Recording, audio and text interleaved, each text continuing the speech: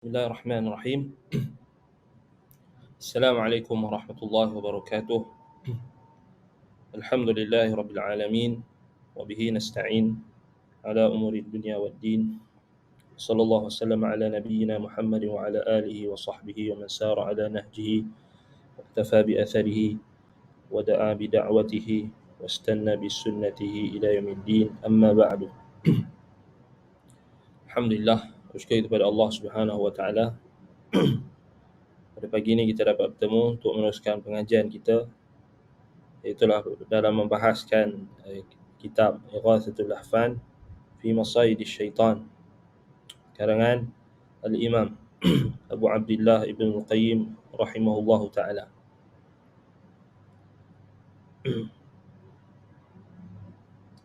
Baik, jadi kita sambung pada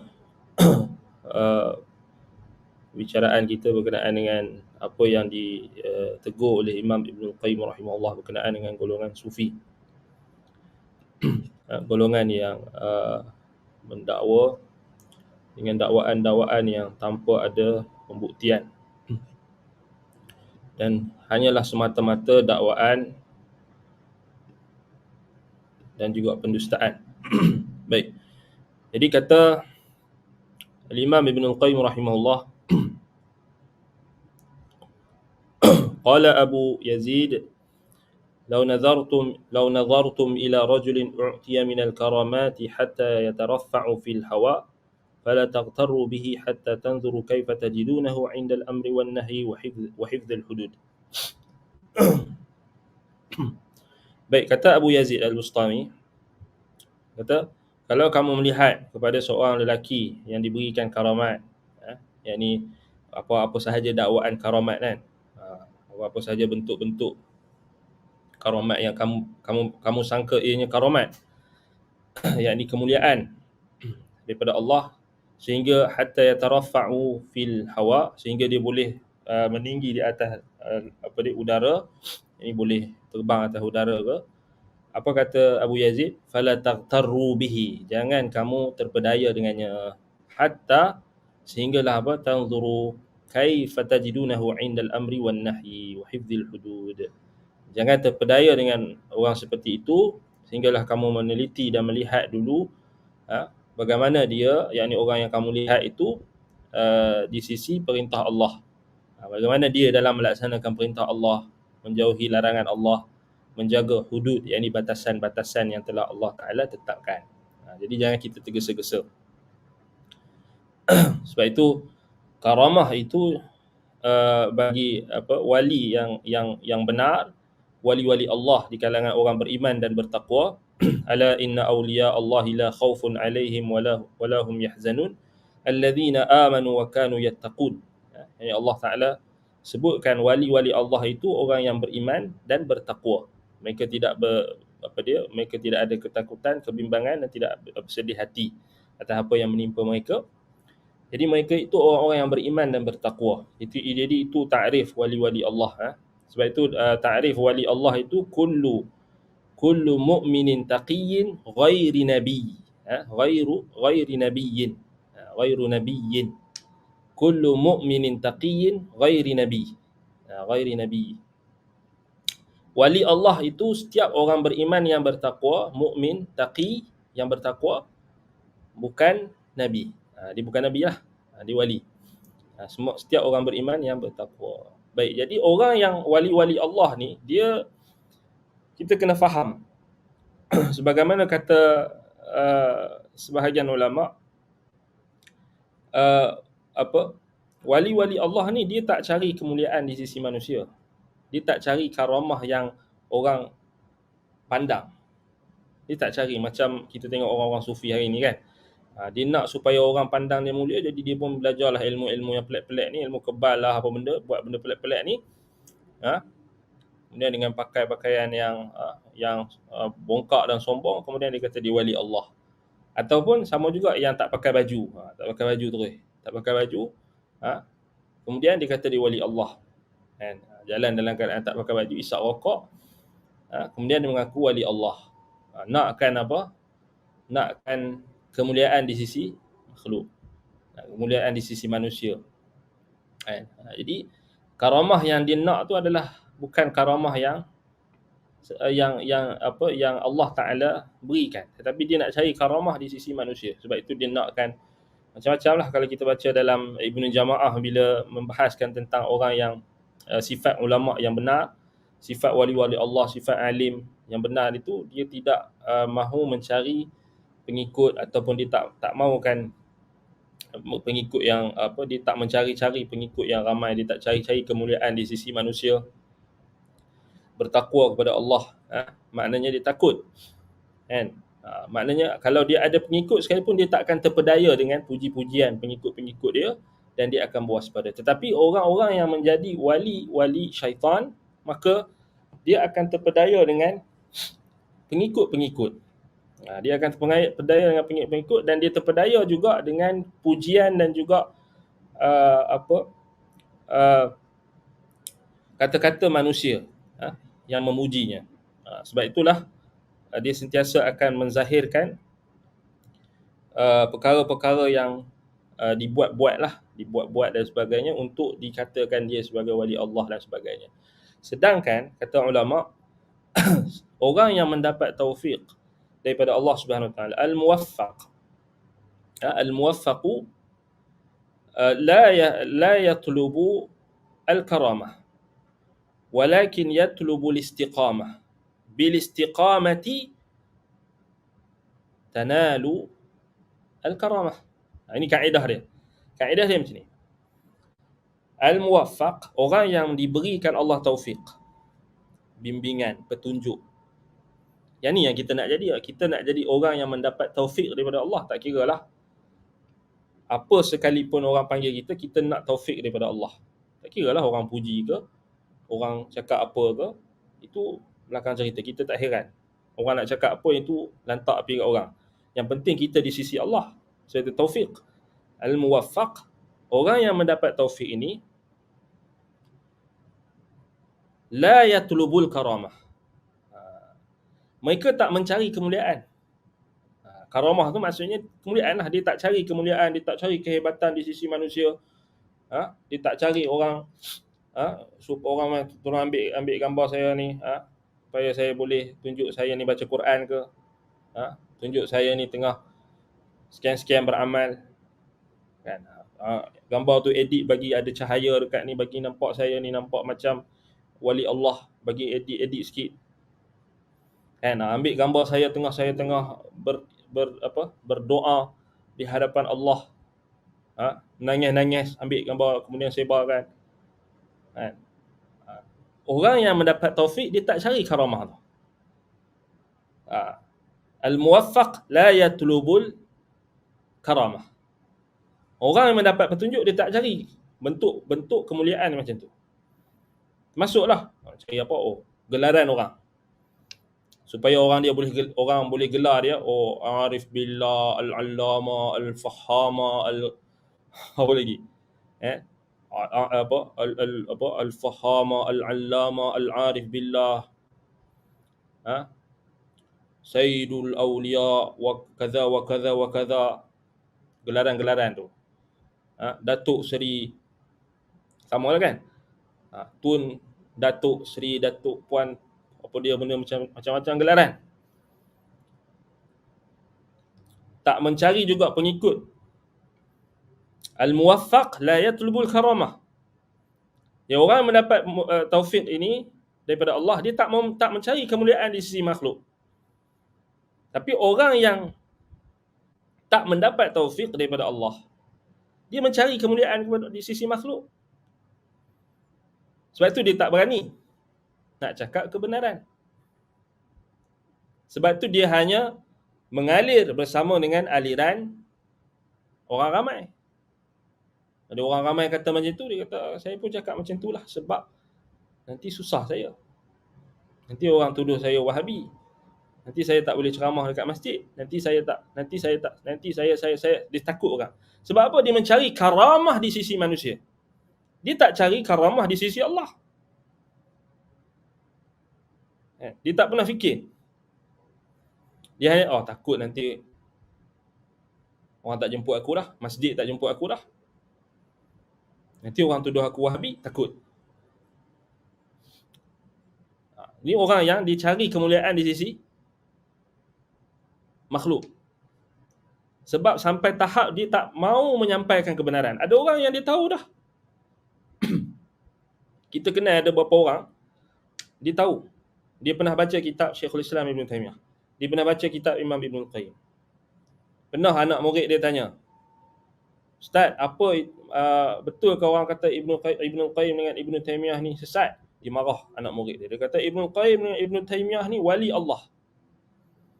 Wali Allah disebut. Tetapi bila orang yang sama ataupun orang yang berbeza ataupun orang yang lebih rendah, yang dipandang rendah daripada dia, bawa akidah yang ditakrirkan oleh Syekhul Islam Ibn Taymiyah dengan Imam Ibn Qayyim, dia kata Wahabi. Nampak tak pelik? Dia bukan tak tahu, dia boleh baca. Tapi disebabkan apa? Mencari karamah di sisi manusia. Takut. Tak berani. Ibn Taymiyah, Ibn Qayyim bukan bawa akidah baru. Buka kitab. Ada Imam Ibn Qayyim dibawa perkataan dia semata-mata? Tak, dibawa perkataan salaf. Bawa Al-Quran, bawa As-Sunnah. Yang kita bahas sekarang ni, bawa perkataan ulama'-ulama'. Penuh kitab-kitab kedua-dua alim ini dengan Al-Quran dan juga As-Sunnah. Nukulat, yakni nukilan-nukilan daripada salaful ummah. Dan kalau kita tengok macam mana ulama' yang amilin, ulama' yang rabbani, kitab-kitab mereka banyaknya dipenuhi dengan nukilan-nukilan perkataan ulama' yang terdahulu. Sebab apa? Tak macam orang zaman kemudian ni. Orang zaman kemudian dia banyak dia cakap. Yang dia tulis tu banyak dia tulis. Sebab ulama' yang terdahulu, bila mereka nukilkan perkataan sahabat, perkataan tabi'in, perkataan tabi'in, perkataan ulama' empat mazhab, murid-murid daripada empat mazhab itu, mereka memuliakan dan menghormati kedudukan ulama' tersebut. Sebab itu mereka nukilkan. Orang zaman sekarang dia tak faham bila nukil. Tak faham. Pasal dia tak nampak itu ilmu tu. Maknanya khulasah. Perkataan tu ada dalam khulasah, inti pati ilmu tu ada dalam perkataan mereka. Sebelum kita nak sampai pada kita boleh nak faham Quran dan Sunnah tu, kita kena lalu dulu ni perkataan mereka. Sebab mereka, bila kita kongsikan perkataan ulama' salaf, dia bukan setakat ilmu tau. Dia ada khibrah. Dia ada pengalaman. Ada orang tanya anak, kenapa Ustaz duk share perkataan salaf je? Anak kata ini tujuan dia. Agama memang macam tu. Kita nukilkan perkataan ulama' yang terdahulu. Sebab anak buka dia buka balik Twitter anak. Jadi anak pun share lah, tulis lah. Apa yang kita baca dan apa yang kita ingat, tulis balik. Kita rujuk balik, kita tulis, share. Itulah ilmu. Pendek, padat, dan selamat. Berbanding dengan kita tulis sendiri. Kadang-kadang kita tulis sendiri itu kita menyesal balik lepas tu. Tapi bila kita nukilkan perkataan ulama' ahli sunnah, ulama' salaf, mereka yang menjadi murid kepada tabi'in, menjadi murid kepada tabi'in, menjadi murid kepada sahabat Nabi, murid kepada Nabi SAW, sahabat Nabi. Mereka tu dah khatam Quran, dah kuasai Quran berbanding kita. Sebab itu kita ambil perkataan mereka. Perkataan mereka itu kita boleh katakan kaedah umum.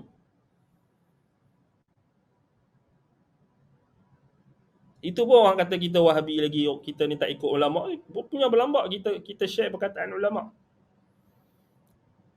Orang kata kita taksub Ibn Taymiyah, orang kata kita taksub Ibn Qayyim, orang kata kita taksub Muhammad bin Abdul Wahhab. Tak, tu kita bawa perkataan-perkataan. Tak sikit kita share. Sebab apa? Sebab dia kena faham. Ada setengah orang, dia faham, kenapa Ustaz tak bawa ayat Quran? Kenapa Ustaz tak bawa hadis? Boleh kita nak bawa. Tapi kalau kita bawa ayat Quran, belum tentu kefahaman kita betul-betul faham ayat tu. Kalau kita bawa perkataan ulama dulu, perkataan ulama salaf, ianya adalah inti, khulasah, ringkasan daripada apa yang mereka faham daripada Quran dan Sunnah dan ijma' salaf. Simple nak faham. Anda bagi contoh yang mudah. Berkenaan keberadaan Allah di langit. Sifat ketinggian Allah, sifat ulu. Kalau kita bawa ayat Quran, orang yang beriman dia akan beriman. Tapi orang yang tak faham, orang yang ada apa? Orang yang ada penyakit dalam hatinya ataupun yang ada zair. Wa amma fi qulubihim zairun. Wa amma fi qulubihim zairun fayattabi'una ma tashabaha minhu ibtigha'a al-fitnah wa ibtigha'a ta'wilih. Mereka akan ikut ayat-ayat yang mutasyabih, yang samar bagi mereka, yang mereka tak jelas, untuk mencari fitnah dan mencari takwilnya. Kalau kita bagi ayat Quran, belum tentu dia akan faham ayat tu. Kalau kita bagi hadis pun, belum tentu dia boleh faham hadis tu. Kalau kita bagi perkataan ulama, belum tentu dia boleh faham perkataan ulama. Tetapi sekurang-kurangnya, bila kita bagi perkataan ulama, dia ada apa? Dia adalah khulasah, dia adalah intipati. Alin ala arshihi wa huwa danin bi'ilmihi min khalqihi. Imam Al-Muzani bila sebut tentang Allah Ta'ala, tinggi di atas arasnya, alin ala arshihi, danin min khalqihi, danin bi'ilmihi min khalqihi, dekat dengan makhluknya, dengan ilmunya. Dalilnya ada dalam Quran. Punya banyak ayat Quran sebut tentang bainunah. Ba'inun min khalqihi, perkataan Imam Malik. Allahu fis sama' wa ilmuhu fi kulli makan. Allah itu di langit, ilmunya di mana-mana. La yakhlu minhu atau la yakhlu anhu makan. Atau la yakhlu minhu makan. Tidak ada yang tidak ada tempat yang tersembunyi daripada pengetahuan Allah. Perkataan mereka itu adalah kaedah. Maknanya kalau kita ambil perkataan mereka itu pun sudah cukup.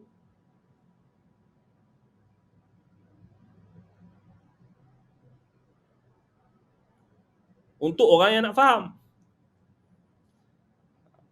Tapi yalah, kok mana pun kalau ada hati tu ada zairun, ada nak cenderung kepada kesesatan, penyelewengan, dia tak akan beriman jugalah. Ayat Quran yang mu'jiz, Quran yang kalamullah itu pun dia boleh tolak macam tu, pada apatah perkataan ulama. Tapi kita nak sebut, kita kongsikan perkataan ulama. Cuba tengok, kita mengaji Ighathatul Lahfan kitab ini, berapa banyak nukilan perkataan ulama? Sangat banyak. Itu ilmu. Dan satu lagi, bila kita nukilkan perkataan ulama, kita tahu kedudukan kita. Kita ni bukan siapa pun. Kita hanya menukilkan. Berbeza dengan orang zaman hari ini, dia tulis buku. Saya telah menulis buku yang tak pernah ditulis oleh orang. Oi, sombongnya. Saya telah membahaskan isu yang belum dibahaskan lagi oleh mana-mana orang. Oi, sombongnya. Relax dulu. Relax dulu kan. Rendah diri. Sangkaan kamulah orang pertama yang tulis. Rupa-rupanya ramai dah ulama yang tulis, bukan kamu. Ada setengah orang dia tulis buku. Tu kadang-kadang bukan kita kata jangan tulis buku, tulislah, tapi tahulah kedudukan kita. Maknanya elakkanlah daripada kita mendakwa sesuatu yang seakan-akan nak mengangkat diri kita. Sebab tu ada orang tanya, kenapa tak tulis buku? Cakaplah kitab ulama banyak kitab ulama ni. Hak ni yang ni kita kena khidmat dengan kitab ulama. Sebab tu kenapa tak tulis buku sendiri? Baik, kita kalau nak nama, kita boleh tulis. Kita boleh tulis kitab tu pun kita kata, tapi kita segan pasal apa yang kita tulis tu. Hakikatnya kita hanya nukilkan balik je. Cuma kita olah. Kita rasa segan bila kita nak nisbah benda tu pada diri kita. Segan. Tapi ada orang ni bila dia tulis buku, dia kata, saya telah topik ini belum dibahaskan lagi oleh mana-mana penulis.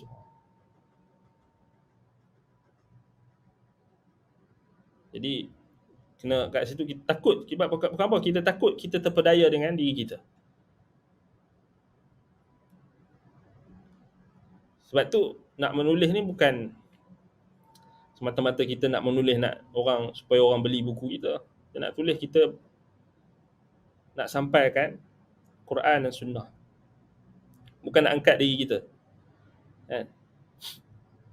Ya, kita pun menulis juga, tapi yalah, kok mana pun kita kena muhasabah diri balik. Sebab hari ni orang bila kita jauh daripada macam mana ulama salaf dulu dididik. Kalau kita tengok balik, apa yang orang hari ni duk dakwa sekian, kalau kita compare dengan apa yang ulama salaf lakukan, sangat-sangat jauh. Sebab tu kita kita sedar diri bila kita baca tentang keilmuan, kerendahan hati, tawaduk ulama-ulama yang terdahulu. Khususnya ulama-ulama di kalangan salafus salih. Dan mereka yang ikut jalan.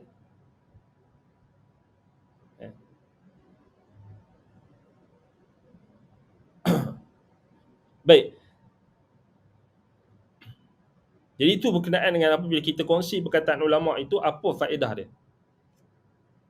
Dia sebenarnya perkataan ulama tu dia, khususnya perkataan ulama salaf tu, dia masuk dalam dia dapat limpahan keberkatan daripada perkataan Nabi SAW dan kalam Allah. Maknanya apa yang diperungkapkan itu takkan lari daripada Quran dan Sunnah. Sahabat Nabi bila dia ucap, dia takkan lari daripada pattern perkataan dia adalah pattern Quran dengan hadis. Dia takkan lari. Sebab itu kita suka kongsikan perkataan salaf, perkataan ulama salaf berbanding perkataan kita sendiri. Kadang-kadang kita tulis perkataan kita, kadang-kadang habis orang perkataan kita memang kadang-kadang tak tepat, kadang-kadang ada hawa nafsu sikit, kadang-kadang ada macam melampau-lampau, kadang-kadang ada orang tak faham, kan? Tapi perkataan salaf ni dia tepat. Dia termasuk kita kata dia dapat keberkatan jawami'ul kalim. Perkataan Nabi tu sallallahu alaihi wasallam. Yakni ma qalla lafzuhu wa 'azuma ma'nah. Apa yang sedikit lafaznya tetapi maknanya itu sangat besar, maknanya itu sangat agung, sangat hebat. Sikit je tulis tapi bermanfaat. Perkataan dia sikit, pendek je tapi mendalam, membekas ke dalam hati. Orang-orang yang beriman akan terasa. Kalau mereka sebut tentang masalah tentang iman, akan bertambah iman kita. Kalau mereka memberikan peringatan, akan beringat hati kita. Kalam mereka. Sebab apa? Sebab mereka melazimi Quran dan Sunnah. Kalam orang hari ni, cuba tengok. Panjang berjela-jela tapi kosong. Ya, kita cuba tengok nak baca perkataan Allah. Panjang tapi kosong. Benda yang ringkas dia nak sampai tu, dia boleh ringkaskan dalam beberapa perkataan saja, tapi dia memanjang-manjang. Nak cerita satu isu, cerita macam ahlul kalam macam tu lah. Panjang tapi tak faham. Dia pun tak faham ni apa yang dia tulis kadang-kadang. Ataupun melalut. Panjang tulis tu, panjang. Dia ingat bila tulis panjang tu lagi banyak ilmu. Tak. Lagi hang tulis panjang, lagi hang tak ada ilmu. Lagi orang nampak tulisan hang panjang, lagi orang nampak, orang yang berilmu akan nampak hang ni memang orang yang tak ada ilmu. Walaupun panjang sepanjang-panjang mana kau tulis. Sebab tu kata ulama salaf, al-ilmu laisa bi kathratir riwayah. Maknanya ilmu itu bukan dengan banyak riwayat, bukan dengan banyak tulis. Kita tak percaya baca perkataan komen apa dia ahlul kalam ni. Tak apa kita pun dia ni tahu ke apa yang dia cakap. Rasanya dia pun tak faham. Orang lain pun tak faham, dia tak faham siapa pun tak faham. Banding beza dengan perkataan Nabi SAW, perkataan sahabat, perkataan tabi'in.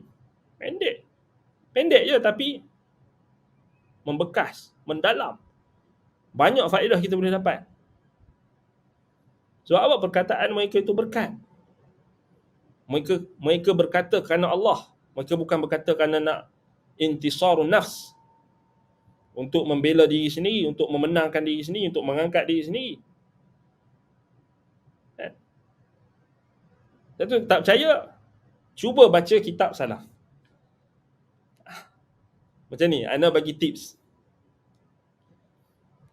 Okey, media sosial ni, dia kalau kita ambil yang bermanfaat akan jadi manfaat lah. Tapi ana bagi tips sikit. Cuba dalam satu tempoh tu kita stop sekejap main media sosial. Stop. Tak kira lah terpulang. Sebulan ke, 2 bulan ke, seminggu ke, okay, stop. Cuba fokus baca Quran.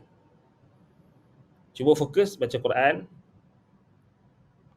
baca hadis Nabi, yang ni follow kelas-kelas asatizah kita. Umdatul Ahkam.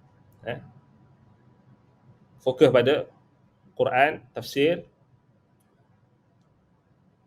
Tapi kalau orang yang dia nak follow apa yang media sosial yang ada membawa kepada tu, tak ada masalah kan. Tapi selalunya susah lah. Kemudian cuba dia bandingkan dengan apa yang dibaca dekat media sosial, yang biasa, yang normal. Orang ni share dia punya ni, orang ni share dia punya pengalaman, orang ni share experience dia ni. Kadang-kadang serabut kita tengok serabut. Belum lagi hak bergaduh-gaduh kan, hak bergaduh-gaduh yang tak apa-apa. Kita tengok serabut tu. Pasal apa? Pasal kita dah biasa tenang. Sebab tu cuba try, cuba bezakan. Keadaan tu lebih apa, terkawal, lebih emosi kita akan lebih apa kan, daripada kita banyak tengok benda-benda yang batil. Ini bukan kita kata benda yang batil, benda yang haram, ni benda yang harus, tetapi benda yang maknanya perkataan orang yang hari ini yang panjang tapi tak apa-apa. Kita tak tahu apa benda dia nak sampai ni. Benda yang pendek, benda yang macam orang yang tulis kan, orang yang tulis cerita, dia buat cerita. benda pendek je tapi dia pergi cerita tu kona, padahal benda tu boleh diringkas kan.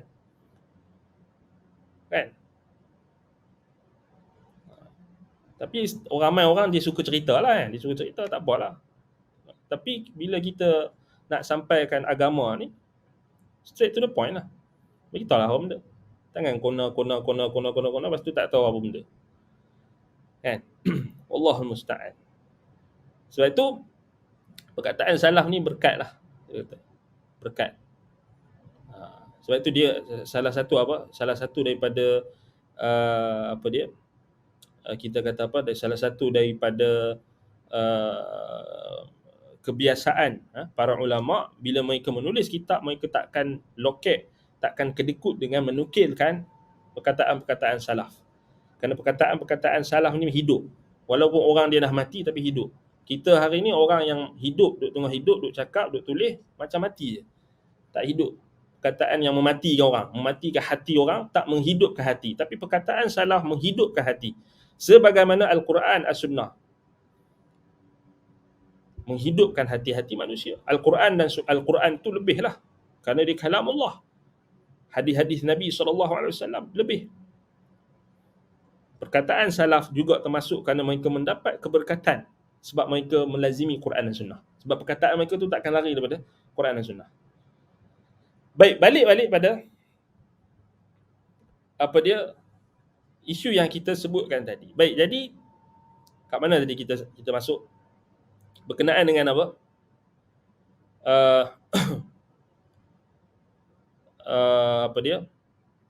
Al-muwaffaq la yatlubul karamah.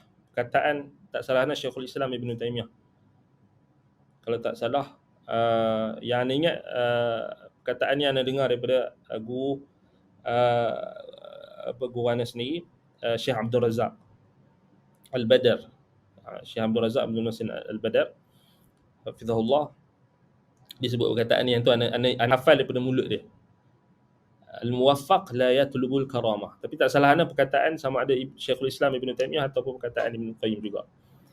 Al-muwaffaq la yatlubul karamah. Orang yang mendapat taufik, dia tak mencari kemuliaan. Dia mencari kemuliaan di sisi Allah. Orang marah ke apa ke, dia tetap sampaikan kebenaran. Orang tak mau ikut ke, orang kutuk dia ke, orang maki dia ke, lantak lah. Orang yang mendapat taufik. Al-muwaffaq la yatlubul karamah, walakin yatlubul istiqamah. Orang yang mendapat petunjuk ni, taufik daripada Allah ni, dia cari apa? Istiqamah. Hak ni paling penting. Dia cari istiqamah. Dia tak cari karamah, dia cari istiqamah. Istiqamah apa? Istiqamah di atas Quran dan Sunnah. Dia nak istiqamah atas Quran dan Sunnah. Itu yang dia cari. Letak tepi orang nak kata apa, orang nak kata dia sesat ke, orang nak kata dia tak ikut majoriti ke, orang nak kata dia ni apa ke. Yang penting dia nak cari istiqamah. Istiqamah di atas kitab dan sunnah, untuk melazimi Al-Quran dan sunnah mengikut kefahaman salaful ummah.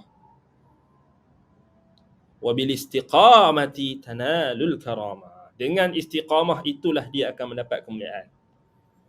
Itu kaedah dia yang betul. Bukannya belajar. Kenapa belajar ni? Kerana belajar ni supaya orang panggil aku allamah, supaya orang panggil aku ahli sufi yang hebat, supaya orang ramai ikut aku, supaya orang panggil aku syekh, supaya orang gini, supaya orang pandang aku. Tak betul. Macam orang belajar ilmu kebal kan, supaya orang tak boleh attack aku, supaya orang nampak aku hebat, aku ada power. Kan? Nak power pergi pakai tangkai. Allah musta'an. Belajar ilmu kebal, tak kebal pun. Belajar ilmu syirik, belajar ilmu sihir, belajar sihir putih ke sihir hitam ke, sama lah, hitam putih ke, sihir ni kufur.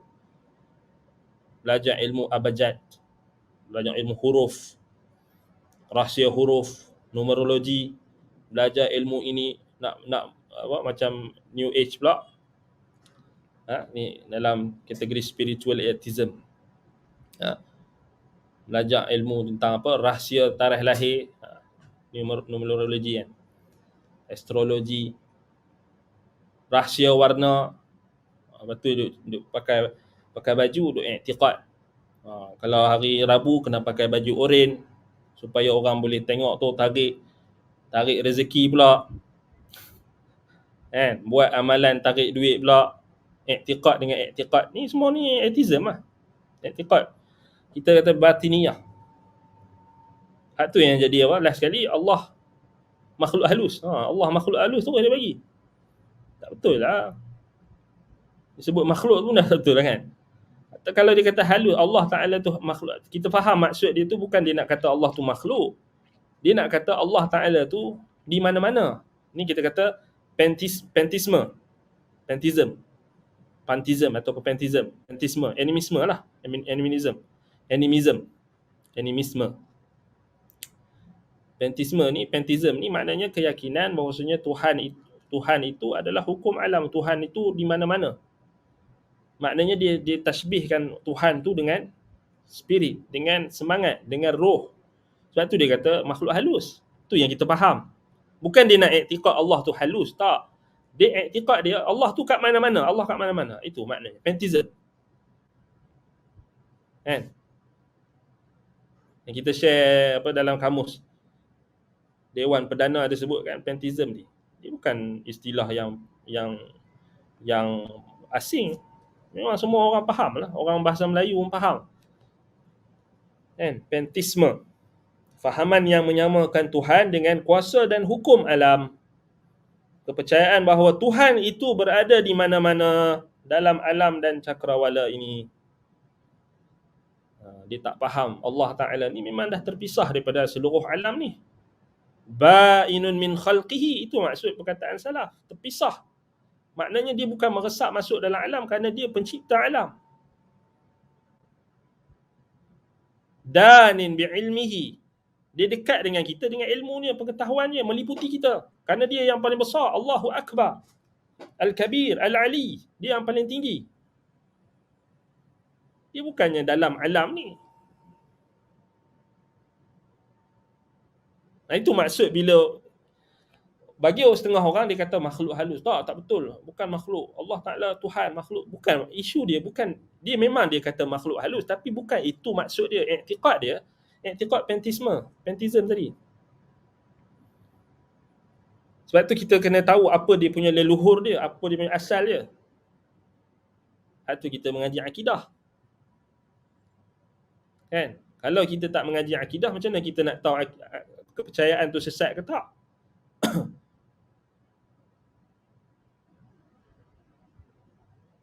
Kita lalai, kita leka.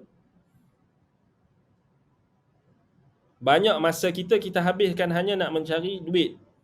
Tetapi kita tak habiskan, tak peruntukkan masa yang Allah Ta'ala bagi ini untuk belajar ilmu. Belajar ilmu akidah. Itu yang puncanya bila orang Tuhan pun tak kenal. Tuhan pun tak kenal. Allahul Musta'an, kita bukan nak cakap tu kita nak pelekeh mana-mana orang, tapi kita nak bagi tahu itulah realiti dia. Sebab jahil tentang Allah, jahil tentang Tuhan sendiri. Dan ini kita melihat orang-orang yang terkeliru ni, kita kesian. Sebab itu kita bagi tahu. Bila kita bagi tahu, kita objektif. Bukan kita nak buat ayat tu nak bagi sedap hati orang. Tak, dah sesat lah. Benda yang dicakap tu kufur lah. Kita bukan hukum ain dia tu terus kufur, tak, kita perkataan dia tu kufur. Takfir mutlak. Supaya orang lain semua beringat. Bukan kita nak jaga hati dia. Allah Ta'ala yang kita kena jaga dulu hak dia. Orang cakap suka-suka hati pasal Allah, takkan kita tak marah? Oh, tak apa, itu pendapat dia. Kau apa benda ni macam ni? Cuba kalau orang cakap pasal diri kau, orang cakap pasal kita bukan, hakikatnya kita bukan macam tu. Orang tuduh kita, orang kata kita ni, kamu ni sebenarnya bukan manusia, kamu jin. Tiba-tiba orang kata kita jin. Marah tak? Marah lah. Kamu syaitan, kamu bukan manusia. Marah tak? Marah lah. Kamu tak duduk dekat ni, kamu sebenarnya berada di mana-mana. Kamu syaitan, kamu roh, kamu bukan manusia. Orang tuduh kita bukan manusia, orang kata kita syaitan, jelmaan syaitan. Marah tak? Marah. Takkan orang kata dekat Allah kita tak rasa apa? Orang kata Allah di mana-mana. Takkan kita tak ada rasa apa? Tuhan kot. Tuhan yang kita sembah. Wa an taqulu 'ala Allahi ma la ta'lamun, termasuk dalam jejak langkah syaitan. Wala tattabi'u khutuwati syaitan, innahu wala tattabi'u khutuwati syaitan. Jangan kamu ikut langkah-langkah syaitan. Innama ya'murukum bisu'i wal fahsya wa an taqulu 'ala Allahi ma la ta'lamun. Syaitan tu menyeru kamu supaya apa? Mengatakan perkara yang buruk dan keji. Wa an taqulu 'ala Allahi ma la ta'lamun. Dan kamu mengatakan tentang Allah apa yang kamu tak tahu. Cakap Allah Ta'ala di mana-mana. Sesat lah. Tak betul lah. Tak betul lah. Cakap Allah tu halus, makhluk halus. Dia tak kata Allah. Kalau dia kata Allah latifun bi'ibadihi, kan? Allah itu halus pengetahuannya terhadap hamba-hambanya, boleh consider lagi. Tak, ni Allah makhluk halus. Apa maksud dia? Tak ada lain melainkan pantheism dengan animism. Dia punya akidah tu balik pada akidah tu. Kepercayaan Allah Ta'ala tu seperti spirit, seperti roh, seperti semangat. Ini sebenarnya pantheism dengan animism ni adalah leluhur akidah orang Melayu asal. Sebelum datang Islam. Kemudian datang Sufi, datang golongan Batiniyah, dia asimilasikan Islam tu, dia serapkan, diislamisasikan wahdatul wujud tu. Itu wahdatul wujud lah. Pantheism ni bahasa Arab dia disebut wahdatul wujud lah. Ta'lihul kauni, menuhankan alam. Pantheism lah. Saja kita guna lafaz pantheism tu sebab bagi orang ni lafaz. Padahal dalam kamus dewan ada Dewan Perdana. Bagi orang nampak kita sebut wahdatul wujud, orang tak ni kan. Macam paganisme lah, kita saja guna paganisme, walhal ada je istilah Arab, wasaniyah. Sebab orang kita ni kalau dengar bahasa yang orang putih sikit ni, dia ni sikit lah kan, dia panggil, dia ada dia beringat sikit lah, rupanya ada dalam ni, bahasa kita pun ada benda ni, bukannya benda yang asing pun. Benda tu lah wahdatul wujud lah, senang cerita kan. Netizen wahdatul wujud, ta'lihul kauni, menuhankan alam. Ini kita kata ajaran sesat lah, kufur. Baik. Jadi orang yang nak cari karamah ni, dia orang yang mendapat taufik ni, dia bukan cari karamah, dia cari istiqamah. Dengan istiqamah itulah dia akan dapat karamah di sisi Allah, kemuliaan di sisi Allah. Walillahil izzatu jami'a. Jadi bagi Allah itulah kemuliaan, keagungan semuanya. Nakkan kemuliaan, taatlah Allah. Yang kita nakkan kemuliaan di sisi Allah. Baik, wa qala aidan man taraka qira'atal Quran wa luzum al-jama'ati wa hudur al-janaizi wa iyadat al-marda wa da'a bi hadha asy-sya'n fa huwa mudda'in. Tengok kata Abu Yazid al-Bustami, dia kata siapa yang meninggalkan membaca Al-Quran, man taraka qira'atal Quran, siapa yang tak baca Quran, tinggalkan bacaan Al-Quran, wa luzum al-jama'at, melazimi jamaat, yakni melazimi solat jemaah, melazimi jamaah kaum muslimin dan juga jamaat, merujuk kepada solat jemaah, wa hudur al-janaizi, menghadiri jenazah kaum muslimin, wa iyadat al-marda, menziarahi orang-orang yang sakit di kalangan kaum muslimin, wa da'a bi hadha sya'n, lalu dia mendakwa perkara ini, dia mendakwa dia ada karamah, dia mendakwa dia ada kemuliaan, dia mendakwa dia hebat, dia mendakwa dia wali Allah, fahuwa mudda'in. Kata Abu Yazid, dia hanya pendakwa, dia hanya mendakwa, fahuwa mudda'in, dia hanya mendakwa. Sedangkan dia tak baca Quran, dia tak ikut Quran pula. Orang bawa Quran, dia lawan Quran. Ni wali Allah apa? Ni wali syaitan. Kan? Orang awam tanya dalil, marah. Orang bawa dalil Al-Quran, orang bawa akidah yang base pada Al-Quran dan Sunnah, dia melenting, dia marah. Tinggalkan bacaan Quran, tinggalkan tadabbur Quran, tinggalkan faham Quran. Orang buat kelas tafsir, orang buat kelas tadabbur, dia melenting, dia marah, dia tak mau dengar. Dia tuduh orang sesat. Cakap kat orang dia pandai, tapi dia sendiri tak buat.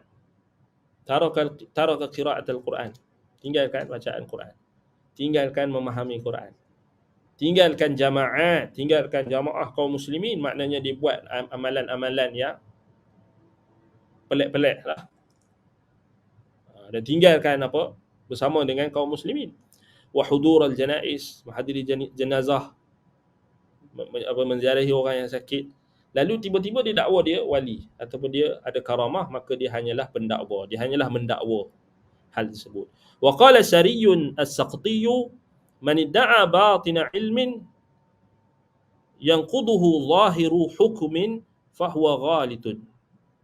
Baik, kata Sariyu as-Saqti, Sariyun as-Saqti, dia kata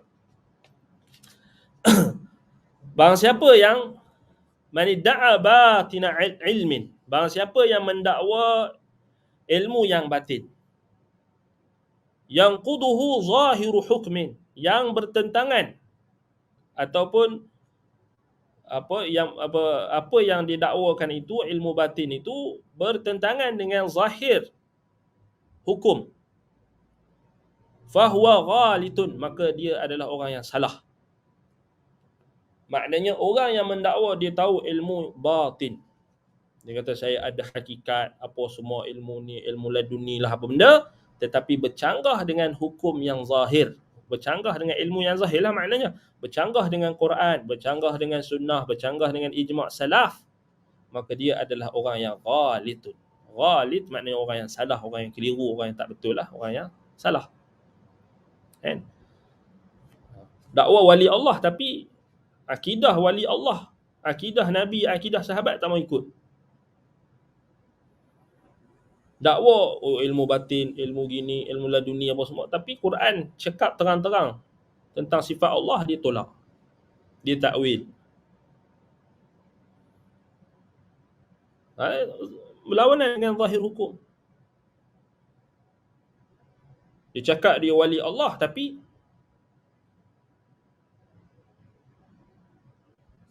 zahirnya wali syaitan. Tuduh orang-orang yang bawa Quran dan sunnah ni sesat. Tuduh orang-orang yang nak ikut zahir Al-Quran tu sebagai sesat. Mulut dia lancang menuduh ulama-ulama ahli sunnah, menuduh tullabul ilm dengan tuduhan-tuduhan yang pelbagai. Lebih canggah. وقال الجنيد مذهبنا هذا مقيد بالأصول بالكتاب والسنة فمن لم يحفظ الكتاب ويكتب الحديث ويتفقه لا يقتدى به. kata Junaid al-Baghdadi, mazhab kami ini, mazhab kita ini, yakni ini Junaid al-Baghdadi ahli sufi. Mazhab kita ahli sufi yang ahli sunnah lah, bukan ahli sufi yang apa? Bid'ah. Bukan ahli sufi falsafi batini yang macam zaman sekarang ni, yang pelik-pelik ni. Ni ahli tasawuf yang terawal, tasawuf ahli sunnah. Mereka tak buat bid'ah. Sebab tu dia kata sini mazhabuna hadha, mazhab kita ini dalam agama muqayyadun bil usuli bil kitabi was sunnah, terikat dengan usul, terikat dengan prinsip-prinsip al-kitab dan sunnah. Kata Junaid al-Baghdadi, faman lam yahfazil kitaba, barang siapa yang tidak hafal al-kitab, barang siapa yang tak hafal al-Quran, maknanya tak jaga Quran, tak hafal lafaz dia, tak hafal bacaan dia, tak faham maknanya, tak ada usaha untuk memahami maknanya, tak melazimi al-Quran, tak membaca al-Quran, tak mentadabburi al-Quran, tak faham al-Quran, tak mau berpegang akidah dengan akidah yang Quran sebut, faman lam yahfazil kitab wa yaktubul hadis, dan tak menulis hadis, tak belajar hadis, tak menulis hadis, tak baca hadis, tak tadabbur hadis, tak faham hadis, wa yatafaqqahu, dan tidak belajar fiqh, tidak belajar fiqh, la yuqtada bihi, dia tidak boleh diikuti, tidak boleh dia dijadikan panutan, tidak boleh dijadikan dia sebagai contoh ikutan. Kata Al-Junaid al-Baghdadi rahimahullahu ta'ala, dia kata apa? Madhabuna hadha muqayyadun bil usuli bil kitabi was sunnati faman lam yahfazil kitaba wa yaktubul hadith wa yatafaqqah la yuqtada bih. Siapa yang tak hafal kitab, maknanya tak belajar Quran, tak mau ikut Quran pula, tak mau tulis hadis, maknanya tak mau belajar hadis, tak mau belajar ilmu fiqh, tak mau belajar fiqh, tak mau faham agama ni, maka dia tak layak untuk diikuti. Sembang kosong, sembang saya mimpi semalam, saya ini kosong, tak boleh jadi diikutan pun. Saya dapat ilmu laduni daripada tok guru saya dalam mimpi. Tok guru saya cakap, tok guru saya kata, tok guru saya kata, tok guru saya kata, tapi tak ada dalil. Tak boleh Sebab usul kita, mazhab kita Quran dan sunnah, sebagaimana kata Al-Junaid. Wa qala Abu Bakr ad-Daqqaq, man dayya'a hudud al-amri wan nahyi fi adh-dhahiri hurima musyahadat al-qalbi fil batini. Baik. Kata Abu Bakr ad-Daqqaq, barang siapa yang mensia-siakan atau mengabaikan batasan-batasan perintah dan larangan agama yang bersifat zahir, nescaya dia tidak akan mendapat musyahadah dalam hal yang bersifat batin.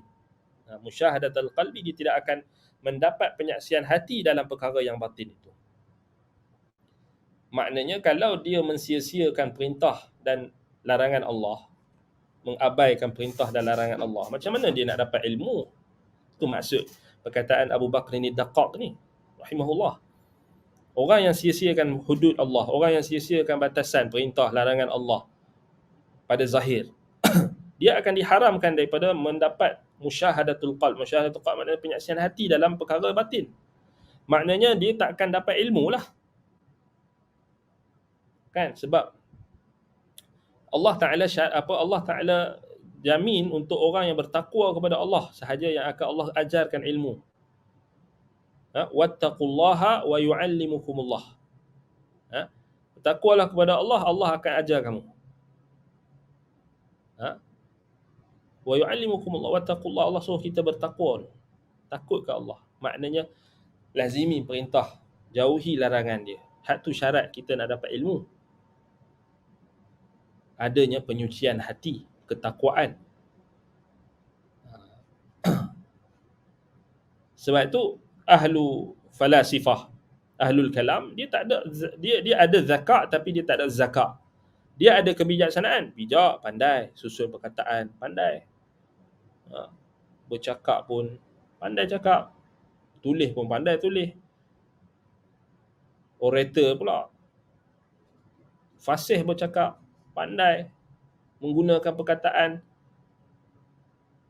tetapi tak diberikan apa? Zakaan, tak diberikan kesucian hati. Hak ni yang kita takut.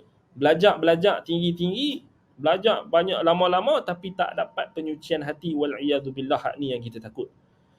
Sebagaimana kata Syekhul Islam Ibn Taymiyah rahimahullah ketika menyifatkan golongan falasifah, golongan ahlul kalam, Syekhul Islam kata apa? Utu zakaan wala yu'tu zakaa. Mereka diberikan kebijaksanaan, kepintaran, kepandaian, tetapi mereka tidak diberikan penyucian hati. Ni yang kita takut. Sebab hari ni kita tengok ramai orang mengaji agama, dia suka baca buku tu, baca buku ni. Dia kata tak apalah, aku baca semua, aku baca. Syairah pun aku baca, Mu'tazilah pun aku baca, Salafiyah pun aku baca, kitab Yahudi pun aku baca. Seronok dia baca. Memang ada orang yang dia jenis dia baca semua. Dia baca semua. Tapi last sekali dia kata, semuanya bagus, semuanya betul. Dia tak ada pendirian. Salaf pun betul lah, Asy'ariyah pun betul kot. Takkan sesat kot. Tengok dia jadi macam tu lah. Last sekali tu yang dia nak jadi ambil jalan tengah tu, konon-kononnya jalan pertengahan. Last sekali tak ada prinsip, dia tak faham. Khilaf ni khilaf lafzi, tapi dia tak faham. Sebab diberikan kebijaksanaan, belum tentu diberikan penyucian. Sebab itu kita ahli sunnah, kita utamakan dua-dua. Lebih-lebih lagi zakat, yakni lah apa? Penyucian hati. Hak tu yang kita belajar kitab ulama ni. Kita baca kitab Ibn Qayyim ni, tazkiyat, dalam perbahasan tazkiyatun nafs lah ni. Supaya kita nak menyucikan hati kita, bukan kita nak merosakkan lagi hati kita dengan sangkaan-sangkaan, ujub kita dengan kepintaran kita. Sebab itu makin kita belajar, makin kita akan rasa kita ni takut. Hak tu ilmu. Kata Abdullah bin Mas'ud radhiyallahu an, innamal ilmu khasyatullah. Ilmu itu, ilmu yang betul-betul, ilmu yang hakiki ialah apa? Takut ke Allah.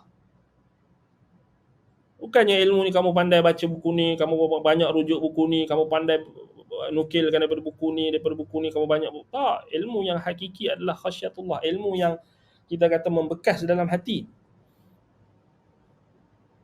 Sebab itu kata Al-Hasan Al-Basri rahimahullah, al-ilmu ilman, fal-ilmu fil qalbi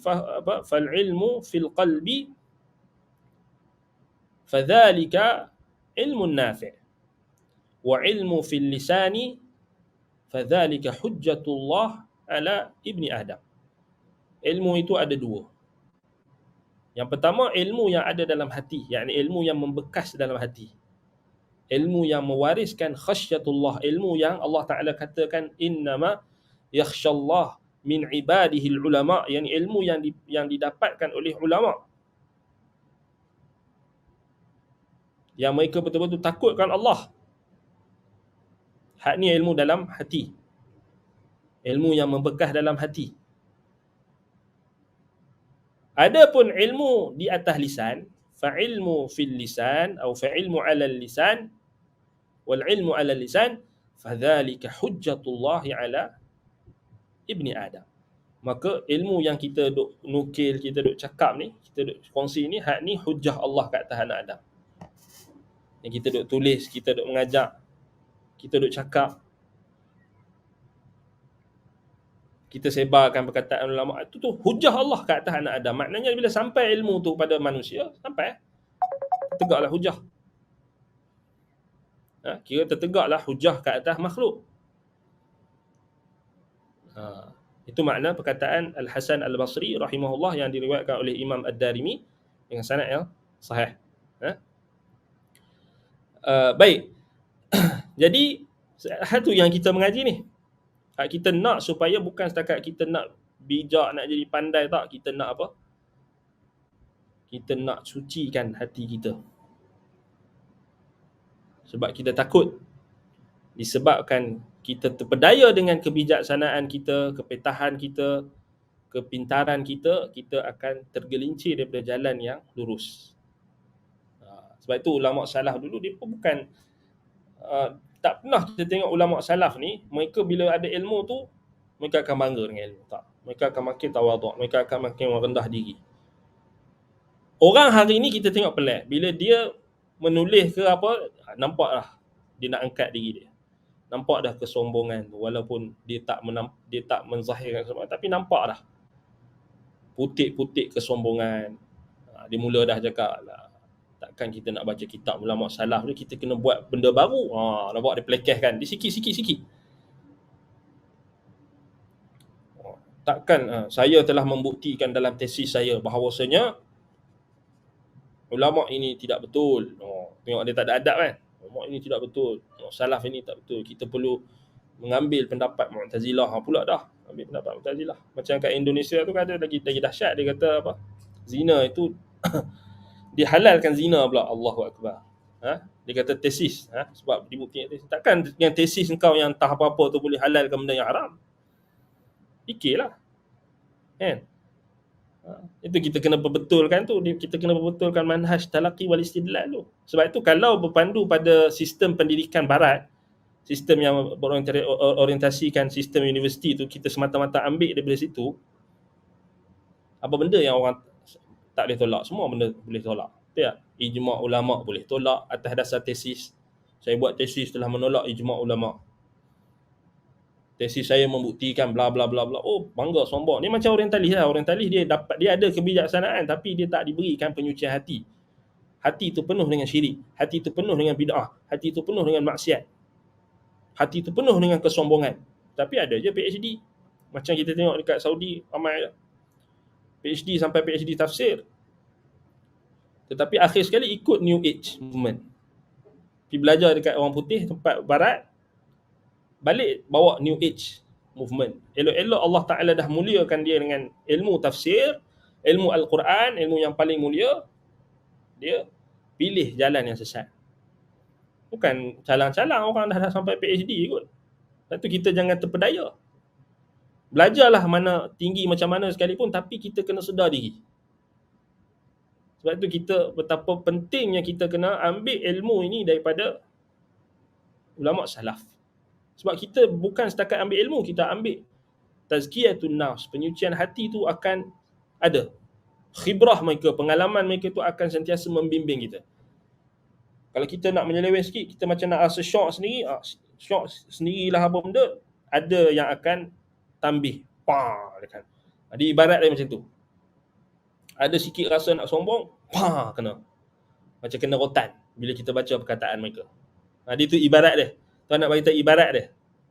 Kalau kita melazimi kitab-kitab ulama' salaf, kitab-kitab ulama' imam-imam a'immatus salaf yang dikenali keilmuan mereka, berpegang teguh mereka dengan Quran dan Sunnah, seperti Imam Ibn Qayyim, seperti Ibn Taymiyah, seperti Ibn Kathir, seperti Al-Zahabi dan seangkatan dengannya ulama'-ulama' besar yang ikut manhaj salaf,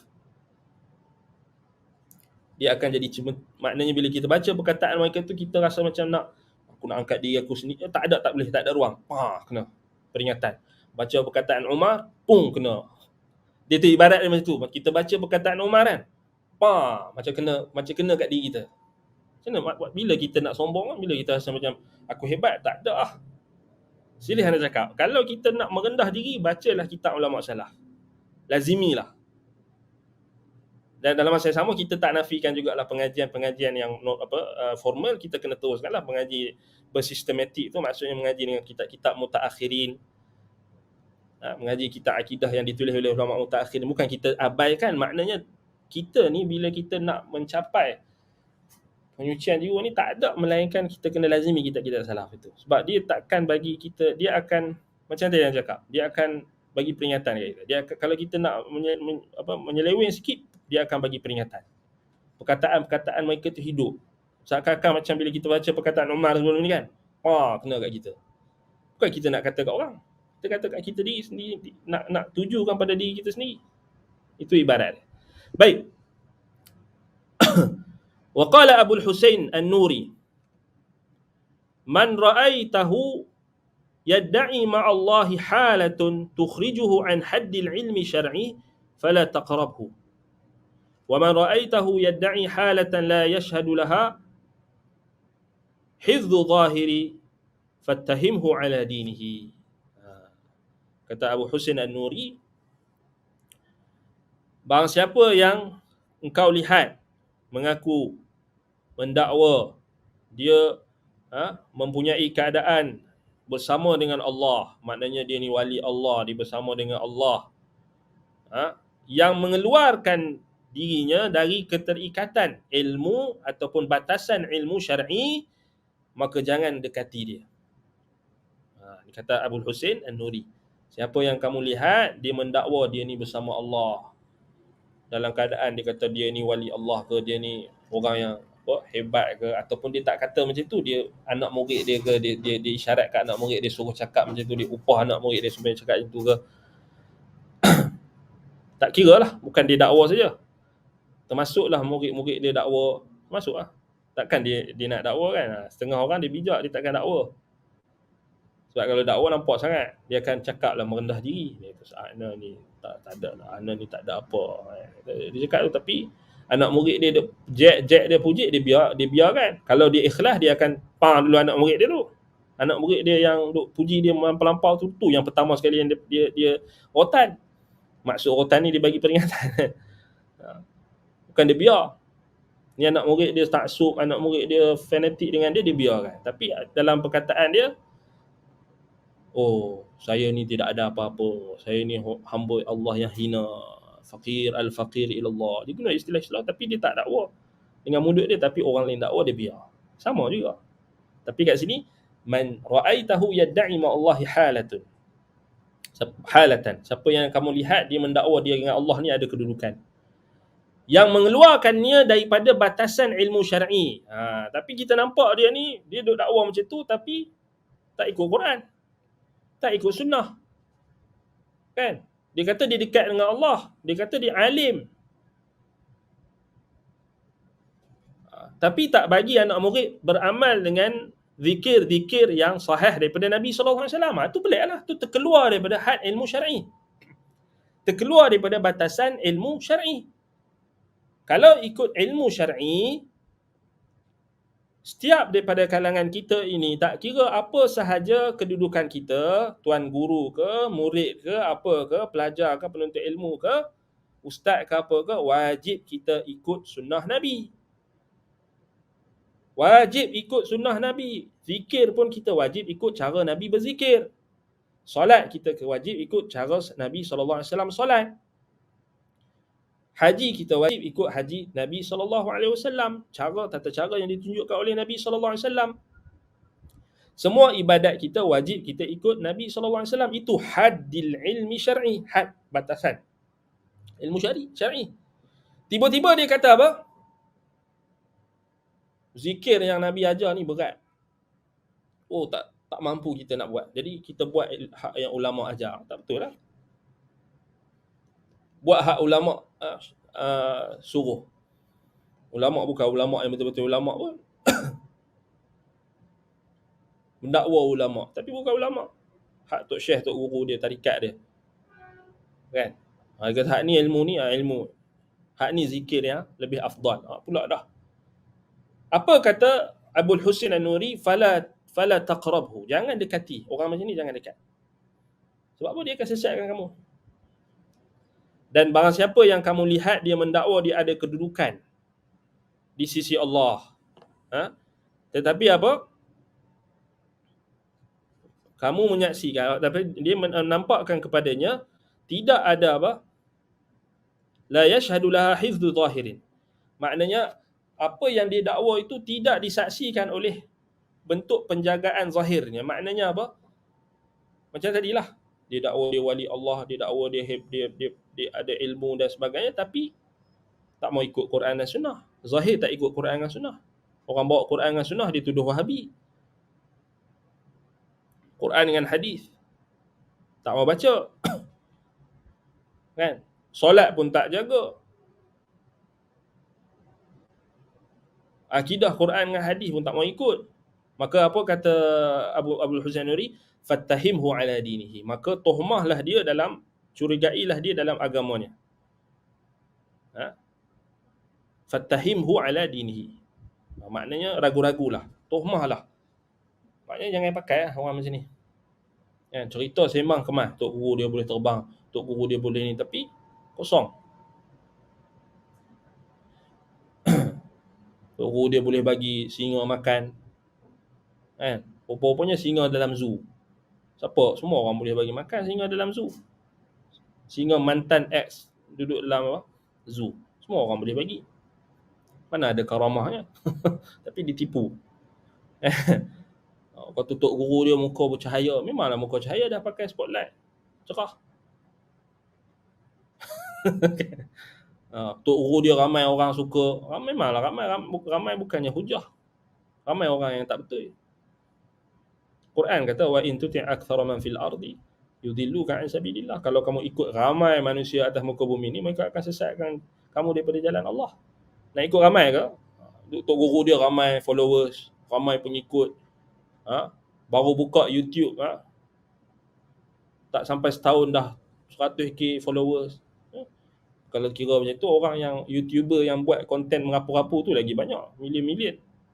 Hak merapu-rapu menari-nari pun banyak juga. Awak tak bagi hujah tu. Hak tu betul ke? Hak yang dok buat konten YouTube yang merapu kan, lagi ramai. Bukan setakat 10k, sampai million pun ada. Hak buat benda pelik-pelik, apa-apa, konten YouTube kan, dapat followers.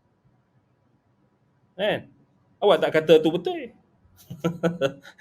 Dia jadi dalil. Dia kata, oh tengok ni, ustaz ni baru menyertai YouTube tu mendapat apa? Followers yang ramai. Dibandingkan dengan ustaz apa yang mengajak sunnah kan. Memanglah.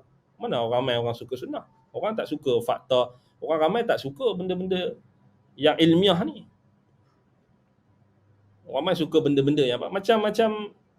Simple lah, kita nak bagi mudah faham kan. Macam makanan segera lah. Ramai orang suka kan. Tapi baik tak untuk kesihatan? Ramai orang suka. Tapi tak baik untuk kesihatan. Tapi ramai orang suka. Cuba sebut makan sayur, makan buah-buahan, makan benda-benda yang sihat. Oh, sikit je orang suka. Tak ramai. Yang ramai suka apa? Apa dia? Fast food. Takkan fast food tu lebih berkhasiat daripada makanan-makanan yang berkhasiat? Tak. Itu cara, maknanya falasi lah. Kita kata cara neraca nak ukur sesuatu. Tak betul. Baik. Waqala Abu Sa'id Al-Kharraz. Waqala Abu Sa'id Al-Kharraz. Kullu batinin yukhalifuhu zahir fahuwa batilun. Setiap batin yang menyelisihi keadaan zahir, maka ianya batil. Maknanya, seorang itu kita tengok pada zahir dia. Maknanya kalau dia suka dalam pegangan agama dia, suka bawa hadis palsu. Zahirnya dia duk bawa hadis palsu, duk bawa riwayat-riwayat khurafat, duk bawa riwayat-riwayat Israiliyat yang palsu, yang tak ada asas. Duk suka bawa daripada cerita-cerita dongeng, cerita-cerita yang tak ada sandaran daripada Quran dan Sunnah ataupun kitab-kitab ulama yang muktabar. Zahirnya macam tu. Maka kullu batinin, setiap yang batin menyelisihi yang zahir, maka dia batin. Maknanya kita tengok dia duk sembang, dia kata dia ikut, dia wali Allah, dia kata dia orang yang alim, dia kata dia ada ilmu dan sebagainya, tapi Apa yang dia dakwa batin dia tu, batin sini maknanya dia dakwa dia beriman, dia dakwa dia orang yang baik, dia dakwa gini, tapi zahir dia tu bercanggah. Zahir dia tu bercanggah, kita tengok perkataan dia, duk share benda-benda khurafat, duk share benda-benda syirik, duk share benda-benda hadis-hadis palsu. Ni zahir dia bercanggah dengan batin. Jadi batil. Maknanya sekarang ni kita tak boleh nak baca isi hati dia kan. Kita tengok pada zahir dia. Itu cara dia. Kan? Ha. Nahnu nahkumu, ini kaedah dia kan. Nahnu nahkumu bidzawahiri wallahu yatawallas sarairi. Kita tengok orang based pada zahir. Oh, zahir dia ikut Quran dan sunnah. Dia mengajar, okey, keluar Quran, sunnah, perkataan salaf. Guna kitab-kitab ulama salaf. Nukilkan perkataan-perkataan ulama salaf. Tak ada lagi pendapat-pendapat dia yang pelik-pelik bercanggah dengan ijma' ke bercanggah dengan Quran dan sunnah. Okey, kita hukum pada zahir dia. Okey, dia baik. Oh, dia ahli sunnah. Walaupun dia ada kesalahan, walaupun dia ada buat dosa, tapi dia ahli sunnah. Kata sebahagian ulama, kalau dia ahli sunnah, dia buat dosa macam mana pun, sangka baik dengan dia. Kalau dia ahli sunnah. Tapi salah tu tak salah kan? Kalau dia ahli bid'ah, sangka buruk tu. Walaupun dia banyak kebaikan. Sebab bid'ah tu, syirik dan bid'ah dia tak berat. Dia tak boleh berat timbangan. Berat. Dia berat, kita kata berat untuk dia berada di dalam kejahatan. Takkan memberatkan timbangan yang baik. Memberatkan timbangan yang buruk. Kan? Jadi kita tengok, nahnu nahkumu bidzawahiri. Kalau orang tu kita nampak dia ikut sunnah. Zahir. Zahirnya ahli sunnah insya-Allah. Kan? Wallahu yatawallas sarair. Allah yang menguasai dan memimpin, mengurus urusan rahsia-rahsia manusia. Kita tak tahu rahsia orang. Hati dia betul ke nak ikut sunnah ke, tipu-tipu ke. Kita tak tahu. Kita serah ke Allah. Kan? Dia nak ikut sunnah ni kerana dia tengok ramai orang ikut sunnah ke, ataupun dia terpaksa ke, ataupun itu bukan urusan kita, itu urusan Allah Taala. Kita tak berhak untuk masuk campur. Kan? Satu kaedah bila orang tu, makna kita nak tegur kesalahan orang, kita tegur pada apa yang zahir yang dibuat. Urusan hati kita tak berhak. Sebab kita tak diperintahkan untuk menggali isi hati manusia. Sebagaimana dalam hadis Nabi SAW. Baik. Jadi kita tengok pada zahir. Kalau zahir tu bawa benda-benda khurafat, benda tak bawa dalil yang sahih, istidlal pun ke laut, istidlal, cara pendalilan, reasoning pun tak betul. Kemudian bercanggah dengan ijma' ulama, tak ikut Al-Quran. Zahirnya tu kita kata bercanggah dengan batin dia, maka dia orang batil. Itu cara dia. وقال الجريري أمرنا هذا كله أو أمرنا هذا كله مجموع على فصل واحد أن تلزم قلبك المراقبة ويكون العلم على ظاهرك قائما أو أمرنا هذا كله مجموع على فصل واحد أن تلزم قلبك المراقبة ويكون العلم على ظاهرك قائما. Baik. Kata Al-Jariri. Baik, Al-Jariri ni kata seluruh atau kami diperintahkan dengan hal ini kesemuanya, yakni berhimpun dalam satu himpunan yang satu, yakni perkataan yang memutuskan menjadi neraca faslun wahidin, terkumpul dalam satu kata putus. Hendaklah engkau menjadikan hatimu sentiasa melazimi muraqabah. Yani muraqabah maknanya perasaan yang kita ni, bahawasanya kita ni sentiasa diawasi oleh Allah, pengawasan. Maknanya kita ni sentiasa diawasi oleh Allah Subhanahu Wa Taala, muraqabatullah. Sedangkan wa yakunul ilm ala dhahirika qa'iman. Sedangkan ilmu mengisi dalam keadaan maknanya ilmu itu pada zahirmu itu sentiasa tertegak. Itu maksud wa yakunul ilm ala dhahirika qa'iman. Maknanya hati kita ni sentiasa muraqabah. Inilah kata Al-Jariri, kami sentiasa diperintahkan dengan hal ini. Kata makna neraca ini. Neraca apa? Lazimi hatimu itu dengan muraqabah. Dan dalam masa yang sama, ilmu yang ada pada zahirmu itu sentiasa perlu ditegakkan. Maknanya kita kena cakap betul, kita tak boleh taqiyah, kita tak boleh pura-pura, kita tak boleh cakap bohong. Maknanya buat ilmu, tegakkan ilmu yang kamu pelajari. Dah kita belajar benda yang betul, sampaikan. Buat apa nak takut-takut? Hak takut-takut tu dia tak amalkan ni lah. Takut orang tak faham. Kan sahabat Nabi dulu dia tak pernah kita kata bila nak kenalkan Allah tak ada istilah takut orang tak faham. Apatah lagi zaman sekarang ni dengan ajaran sesat punya berlambak, tiba-tiba kita tak beranilah nak share ayat-ayat sifat, tak beranilah nak share hadis-hadis Nabi yang tentang sifat Allah ni. Apa bendanya orang duk sesatkan ramai orang Islam, dah ramai. Orang Islam disesatkan dengan ajaran-ajaran batiniyah, ajaran-ajaran yang sesat. Tiba-tiba kamu nak berzuhud dalam menyampaikan Quran dan Sunnah. Ini tak kena cara.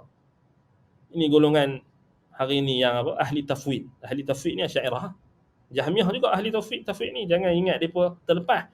Jangan ingat depa mutawassitah. Jangan depa ingat depa ni pertengahan. Tak. Ahli tafwid sebagaimana yang dinaskan oleh Syekhul Islam Ibn Taimiyah rahimahullah dalam Tadmuriyah, ada juga Hamawiyah dan kitab-kitab beliau. Ahlu tafwid ni dia lebih dahsyat, lebih teruk daripada ahli ta'til dan ahli ta'wil. Lebih teruk. Tafwid maknanya diserah makna sifat. Maknanya kalau kita baca ayat sifat dia kata macam tu lah. Biar jangan tafsir, jangan sebut makna dia. Biarkan macam tu. Ini lagi teruk. Pasal apa? Bila kita biarkan, datanglah ahli falasifah, datanglah ahlul kalam, datanglah golongan batiniyah, mereka ni akan tafsirkan. Kalau kamu berhenti, kamu tak tafsirkan makna ayat-ayat sifat dan hadis-hadis sifat tu, kamu kata salaf tak tahu, salaf berhenti, salaf tafwid makna. Last sekali siapa datang? Hak ni datang batiniyah ni. Hak ni datang new age, datang apa? Pantheism, animism, semua benda-benda yang sesat ni. Batiniyah apa semua datang. Kamilah yang tahu. Kami tahu takwil dia, kami tahu makna dia. Siapa bagi jalan? Al-Mufawwidah, Asy'ariyah. Asy'ariyah lagi. Daripada yang Jahmiyah totok, ada yang Mufawwidah, ahli tafwid ni pun Jahmiyah juga asalnya. Baca dalam syarah Al-Hamawiyah oleh Syekh Abdul Rahim As-Sulami, antara tokoh-tokoh Al-Mufawwidah ni macam Dr. Yusuf Al-Qardawi, Hasan Al-Banna. Ana sebut terus pasal orang duk share apa perkataan Yusuf Qardawi kan. Dia kata dia Mufawwidah, ahli tafwid, dia bukan ikut salaf. Daripada perkataan dia lah yang orang ramai yang taklid dengan Yusuf Qardawi dan Hasan Al-Banna ni, mereka menyangka mazhab salaf itu adalah tafwid makna. Syekh Abdul Rahman As-Sulami, Abdul Rahim As-Sulami, apa yang betul? Abdul Rahim As-Sulami. Dan syarah dia dalam terhadap kitab Fatwa Al-Hamawiyah. Dia disebut. Dan sebenarnya guru kami Syekh Dr. Su'ud Da'jan pun ada sebut, Syekh Ghalib As-Sa'ini, bukan seorang dua. Semua pakar-pakar akidah kot. Kita bukan cakap ni, kau siapa? Qardawi siapa? Memanglah Qardawi tu aku tahulah dia lagi hebat pada aku, memanglah. Kita cakap macam tu kan. Tapi guru aku yang hebat daripada Qardawi lagi. Maknanya kepakaran dia memang betul dalam bidang akidah. Lagi mahir dalam bidang akidah. Sebut benda yang apa? Macam tu. Dia tak kira, dia kira imam. Dr. Yusuf panggil imam Qardawi, bagi kita tak imam pun. Dia dihormati atas jasa-jasa dia, tapi hak salah tak jangan ikut lah. Hak salah jangan ikut lah. Hak dia tafwid tu tak ikut lah. Dia bukan mahir akidah pun. Kalau dia mahir akidah, dia takkan cakap lah ahli mazhab salaf tu tafwid makna. Sebab tu kita kata Mufawwidah ni, macam Imam Ibn Qayyim pun ada sebut, ahli tafwid ni hakikat dia ahlu tajhil. Sebab apa? Dia tajhilul anbiya wa rasul. Dia anggap Nabi dan Rasul ni jahil. Sebab apa? Sebab bagi tahu dekat kita ayat-ayat sifat, hadis-hadis sifat yang tak ada makna. Tak ke menjahilkan Nabi dan Rasul? Anggap Nabi dan Rasul ni tak tahu. Ni lagi dahsyat. Sebab itu Imam Ibn Taimiyah rahimahullah, Ibn Qayyim sebut ahlu tafwid, mereka ni adalah ahlu tajhil. Mufawwidah ahlu tajhil. Ni orang yang duk sangka apa? kita serahkan makna. Oh, ini ialah mazhab salaf. Salah. Itu bukan mazhab salaf. Itu mufawwidah. Mufawwidah ni ahlu tajhil. Ahlu tajhil maknanya dia beranggap Nabi dan Rasul bila sampaikan tentang ayat-ayat sifat Allah, mereka tak faham makna, mereka tak ceritakan maknanya yang difahami oleh orang Arab, dan akhir sekali membuka ruang kepada, membuka pintu untuk golongan batiniyah, golongan sesat-sesat ni untuk mengatakan kamilah yang tahu maknanya. Sama je. Lagi dahsyat sebab depa nampak macam apa? Oh, kami terima juga Ar-Rahmanu 'alal 'arsy istawa, kami beriman, tapi nampak dia punya halus, dia punya jarum dia tu. Sebab itu kita kata dia lagi bahaya. Sebab dia lagi halus. Orang pun ingat, oh inilah mazhab salaf. Tak, bukan. Bukan mazhab salaf. Ahli tafwid. Puncanya kerana mereka tak faham perkataan-perkataan ulama salaf. Mereka ambil, anda rasa ada 2-3 orang sharekan ada mana ada orang tu. Anda rasa dia baru jumpa kot perkataan ulama salaf tu. Terkejut. Jadi dia pun tak faham. Allah musta'an. Jadi kita kata itu berkenaan dengan ahli tafwid. Ahli tafwid. Al-mufawwidah. Al-mufawwidah tu apa? Kita kata dia ahlu tajhil. Itu disebutkan oleh Syekhul Islam Ibn Taymiyah dan Imam Ibn Qayyim. Baik. Wa qala Abu Hafs al-Kabir Abu Hafs al-Kabir asy-Sya'n, man lam yazin af'alahu wa ahwalahu bil kitab was sunnah wa lam yabtahim khawatirahu fala ta'udduhu fi diwani ar-rijal. Fi diwani ar-rijal. Kata Abu Hafs Al-Kabir asy-Sya'n, ini dia seorang tokoh yang hebat, tokoh sufi yang hebat. Dia kata apa? Man lam yazin af'alahu wa ahwalahu bil kitab was sunnah. Siapa yang tidak menimbang perkataan-perkataannya, keadaan-keadaannya dengan kitab dan sunnah, walam yattahim khawatirahu, dan dia tidak mencurigai lintasan-lintasan keinginan-keinginan hatinya itu, fala ta'udduhu fi diwanir rijal, maka janganlah kamu cantumkan atau janganlah kamu masukkan dia namanya itu dalam tulisan-tulisan tokoh-tokoh yang ditulis nama-nama mereka, yang dicatat nama-nama mereka disebabkan ilmu dan juga ketokohan mereka. Apa maknanya? Apa makna perkataan Abu Hafs ni? Orang yang dia tak timbang diri dia, perkataan dia, keadaan dia dengan Quran dan Sunnah.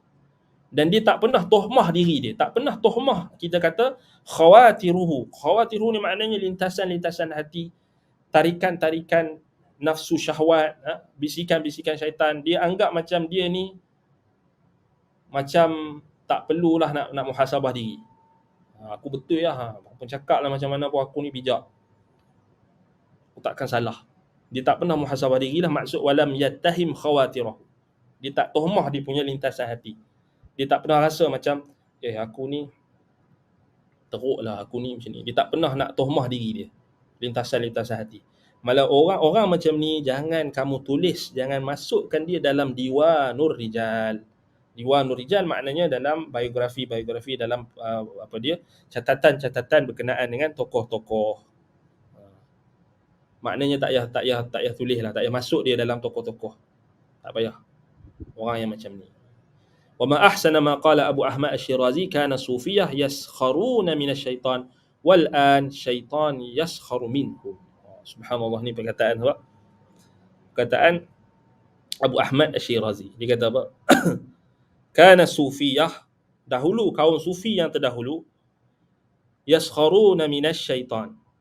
Kaum sufi yang dahulu menjadikan syaitan ni bahan celaan mereka dan bahan cemuhan mereka. Wal yaum awal an asy-syaitan yaskharu minhum. Hari ini, sekarang ni, orang sufi, syaitan menjadikan mereka itu, syaitan memperdayakan mereka dan juga memperlekehkan mereka. Syaitan pula yang yaskharu minhum, cemuh mereka. Syaitan kata jadi teruk daripada aku. Teruknya ni pun ni, buat sufi. Ni kata Abu Ahmad Asy-Syirazi. Sebab apa? Bukti dia kita tengok. Baik, syaitan, iblis, seteruk-teruk syaitan, seteruk-teruk iblis, dia doa minta dekat Allah kot. Fa bi'izzatika la ughwiyannahum ajma'in. Betul tak? Iblis seteruk-teruk dia minta dekat Allah. Maknanya dia ada tauhid. Dia minta dekat Allah. Ha, dia ada tauhid tapi tauhid dia tak sempurna lah kan. Tauhid makna rububiyah. Rububiyah.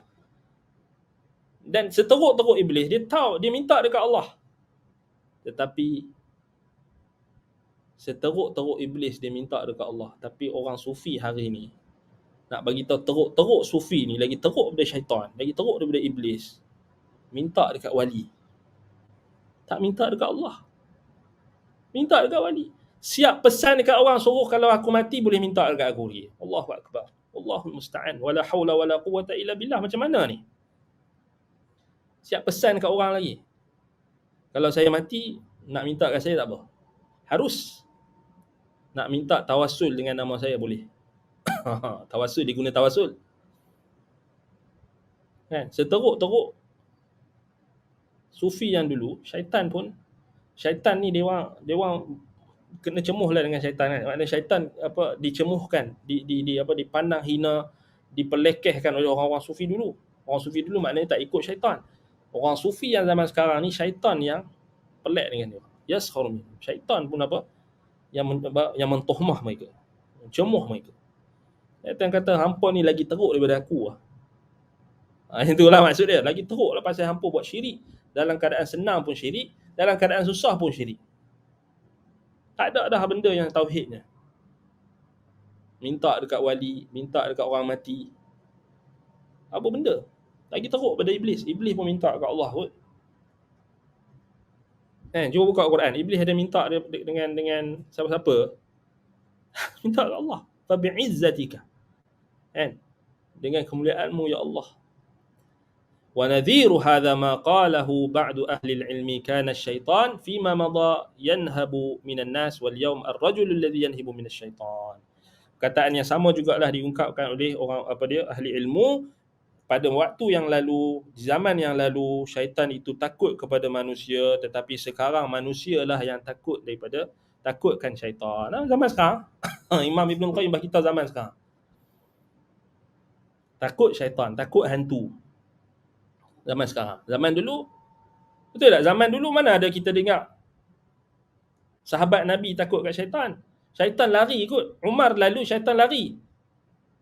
Kalau ada laluan yang Umar bin Al-Khattab radhiyallahu anhu lalu, syaitan lari kot. Orang dulu takut. Syaitan takut kat orang dulu. Orang yang tauhid, orang ahli tauhid, ahli sunnah, dia takut. Hari ini manusia takut syaitan. Syaitan seronok. Dia pun pelik. Kan? Ajak orang takut hantu, takut syaitan, takut ni. Takut wali pun sama. Takut wali lebih pada takut Allah. Saya bagi ijazah zikir ni sebab takut nanti wali nanti tak bagi kat kita rezeki. Allahu Akbar. Macam mana tu? Duk ajak orang masyarakat takut wali. Sama macam ajak orang takut hantu. Sama. Cuma beza je hantu dengan wali. Jadi kalau kamu tak sedekah Al-Fatihah dekat wali kita ni, kat orang-orang soleh ni, mereka akan marah. Pula dah, macam hantu je. Tukar watak je. Dah lah didik anak takut hantu. Lepas tu belajar masuk ajaran sufi, tarikat sufi, ajak anak murid takut wali. Memang ada orang yang ajak takut wali. Ada memang ajaran sesat ni memang ada. Belajar dengan tok guru dia kata, jangan kamu sangka buruk sikit pun dengan tok guru. Tok guru tahu benda-benda yang gaib ni. Tok guru tahu isi hati kamu. Pula dah. Dia ugut orang dengan macam tu cara dia. Kita ahli sunnah, kita ajar adab, etika. Kita beradab dengan guru.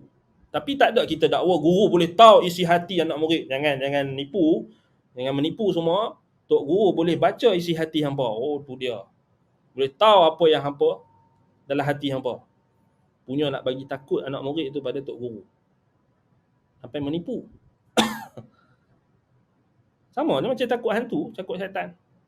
Sama macam dia bagi takut Wahabi lah. Jangan pergi dekat Wahabi. Wahabi ni dia bahaya. Dia kira bom orang je. Kira bom tu. Bunuh orang. Pembohong lah. Kan? Duk cerita kat orang jajau, Wahabi ni sesat, Wahabi ni dia jahat, Wahabi ni dia kalau dapat bunuh orang. Padahal kita duk tengok orang duk pergi Mekah, Madinah, orang duk pergi buat umrah, buat haji. Ada balik mati ke? Tu kan Wahabi, kan? Ada balik kita dengar mati ke? Hilang ke balik pergi-pergi? Sebab apa? Oh, hantu Wahabi telah mencolek masyarakat kita. Ada ke? Tak ada. Cerita dongeng. Rupa-rupanya mereka yang ekstremis. Cuba tengok dalam media-media sosial. Dia tulis nak apa? Kan? Ada orang, ada sahabat kita kat mana tu, main serang rumah. Siapa yang ekstremis ni? Kemudian keluar kerih, pakat keluar kerih. Kita bagi ayat Quran hadis dia pun sampai keluar kerih apa benda. Lawan hujah lah. Kan? Lawan hujah lah, balas hujah lah. Kalau tak setuju, bawa hujah. Qul hatu burhanakum in kuntum shadiqin, bawa hujah lah. Apa sampai nak keluar kerih nak buka bunga silat apa semua. Kita bukan nak ajak lawan. Kita bagi tahu kebenaran. Kalau tak setuju, bawa ke hujah. Ini Wahabi sesat, Wahabi membunuh orang, Wahabi jangan dekati Wahabi. Wahabi ni dia macam-macam. Macam hantu lah. Dia menakut-nakut tu macam hantu. Padahal tak ada apa pun. Syaitan tu, Nabi SAW kata apa? Idza qulta bismillah tasaghara hatta yakuna mithla dhubab. Hatta yakuna mithlu dhubab. Nabi kata syaitan kan, syaitan kalau kamu baca bismillah, dia akan jadi kecil. Tasaghara. Dia akan jadi kecil, sampai jadi kecil macam lalat. Jadi apa kau nak takut besar lalat tu? Tapi pasal cerita orang buat cerita dongeng ni banyak sangat. Hantu boleh terbang, hantu boleh cekek kita, hantu boleh tahu isi hati kita, hantu boleh tembus pintu, hantu boleh bakar rumah kita, hantu, semua hantu takut hantu. Macam takut Wahabi. Sama. Wahabi bunuh orang, Wahabi sesat, Wahabi menjassimah, Wahabi menyesatkan ulama, Wahabi, semua Wahabi macam hantu. Bagi orang takut, orang yang tak ada akal pun nak terima lah. Orang yang ada akal, yang berfikir, yang nak cari kebenaran, insya-Allah dia takkan terpedaya dengan cerita-cerita dongeng, cerita-cerita hantu. Itu ibaratnya takut hantu, takut Wahabi, macam tu sama. Itu kata Imam Ibnul Qayyim, kana syaitan fima madha yunhabu minan nas wal yawm rajul alladhi yanhabu minasyaitan. Itu maksud dia. Wallahu taala alam. Jadi kita dah habis waktu. Kalau ada soalan yang berkait dengan topik kita ini. Baik, jadi kita akan masuk fasal yang berikutnya. Berkenaan dengan fasal yakni tipu daya syaitan. Tipu daya syaitan ini iaitulah dia akan mewajibkan sesuatu yang tidak wajib. Kita akan bahaskan nanti Imam Ibn Qayyim punya perbahasan.